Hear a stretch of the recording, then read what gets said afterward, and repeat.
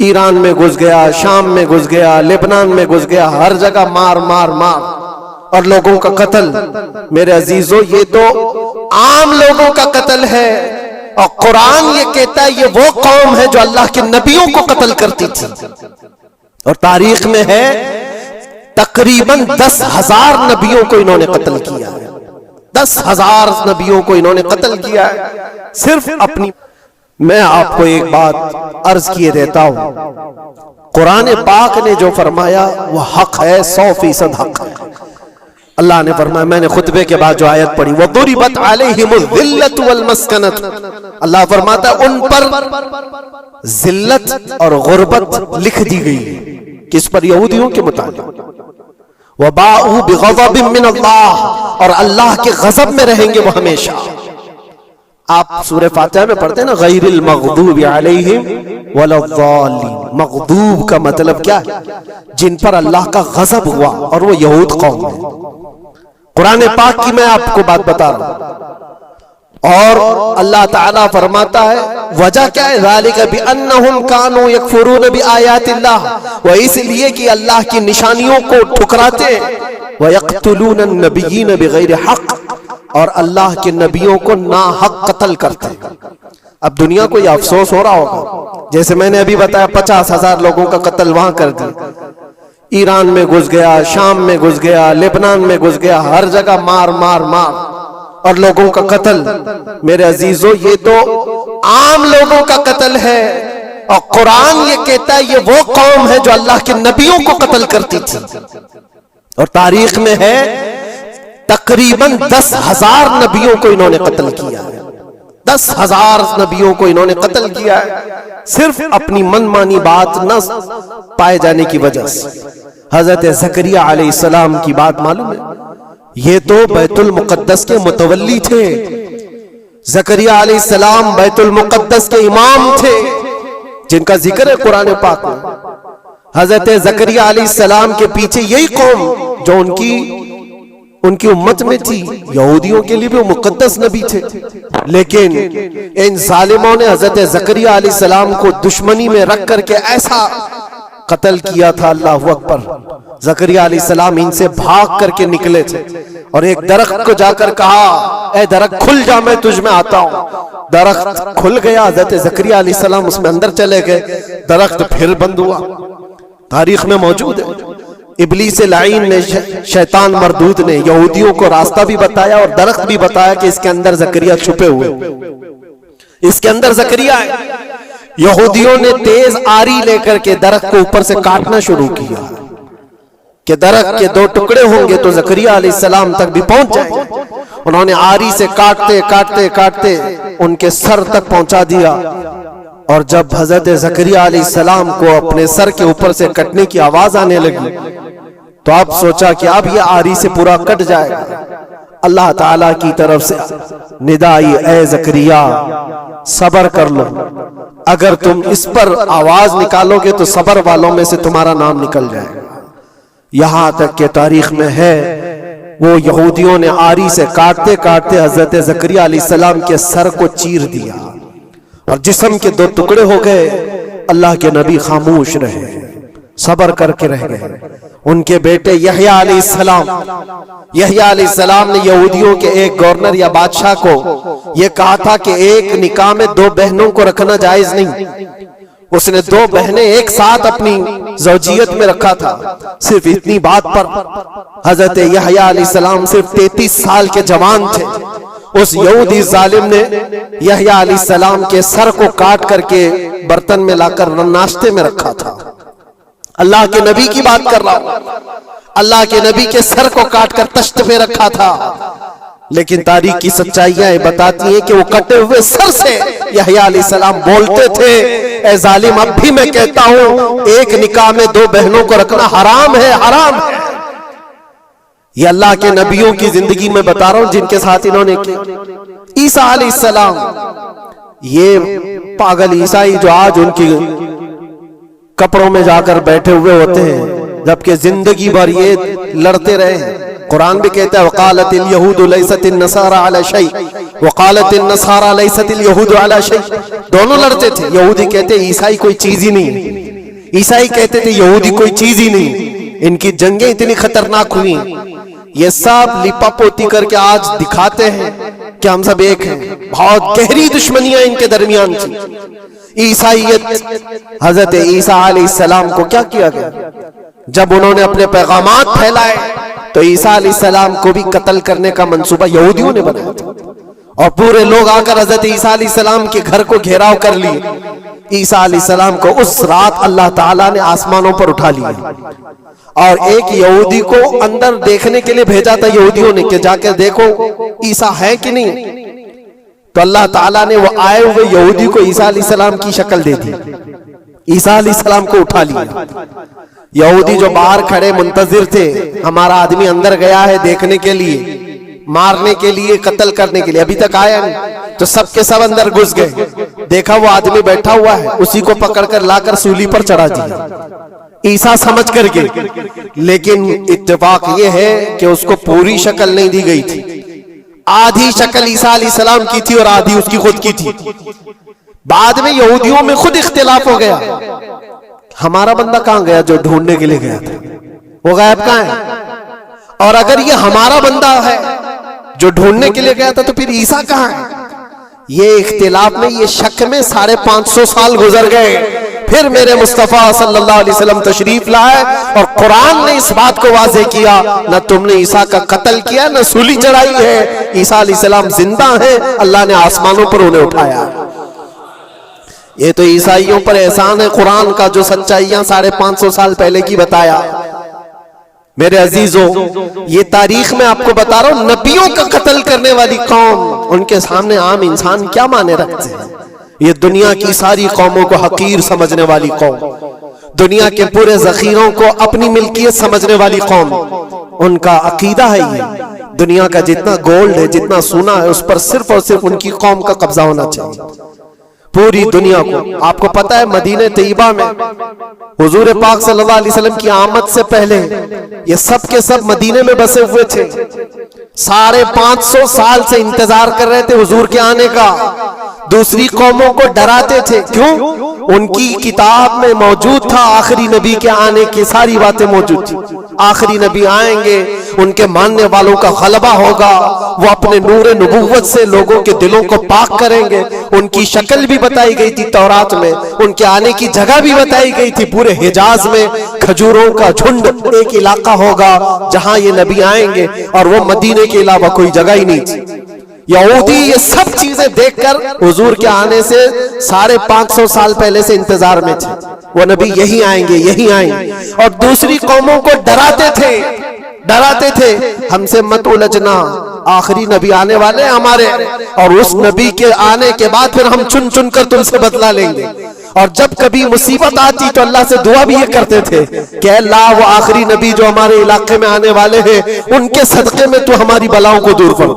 ये वो कौम है जो हुजूर आखिरुन नबीयीन सल्लल्लाहु अलैहि वसल्लम के इंतजार में वक्त काट रही थी। लेकिन हुआ ये, उनका अकीदा ये था कि आखिरी नबी तो बनी इसराइल में ही पैदा होंगे, हमारे खानदान में पैदा होंगे। इन्होंने ठेका ले रखा है, आखिरी नबी कहां पैदा होंगे ये फैसला करेंगे।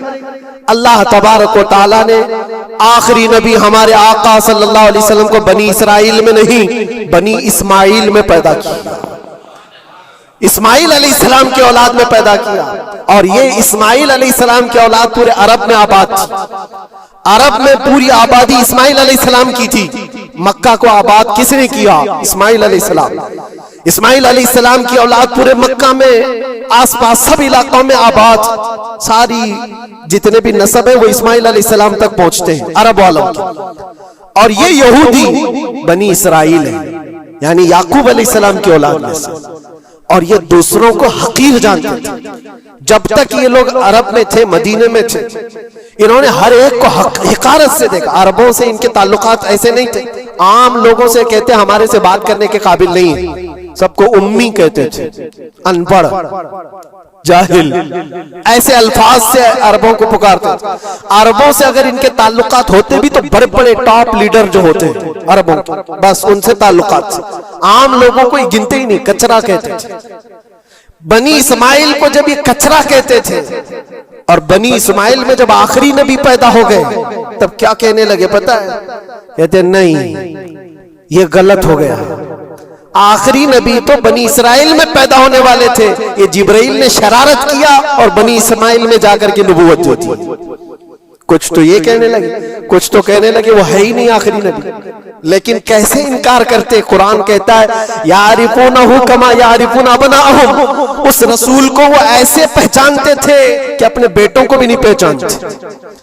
उनके बेटों के सही होने पर भी उनको इतना यकीन नहीं था कि हमारा ही बेटा है या नहीं, लेकिन हुजूर को देख करके ये यकीन था कि आखिरी रसूल ही, आखिरी रसूल होने की सारी निशानियां उन्होंने जो पढ़ी थी वो सब हुजूर के पास मौजूद थी। इसीलिए तो मेरे अजीजों, जो सहाबा यहूदियत से इस्लाम में आए उन्होंने सब निशानियां देखी। हज़रत सलमान फारसी की बात बता, वो ईसाइयत में थे, सालों उन्होंने ईसाइयत में गुजारे और उन्होंने भी यही सब बातें सुनी थी।